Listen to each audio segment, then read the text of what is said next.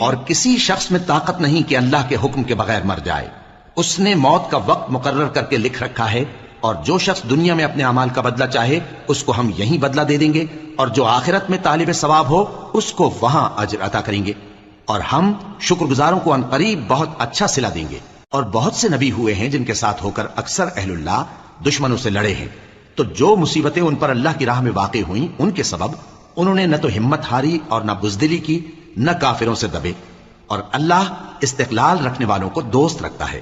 اور اس حالت میں ان کے منہ سے کوئی بات نکلتی تو یہی کہ اے پروردگار، ہمارے گناہ اور زیادتیاں جو ہم اپنے کاموں میں کرتے رہے ہیں معاف فرما، اور ہم کو ثابت قدم رکھ، اور کافروں پر فتح عنایت کر.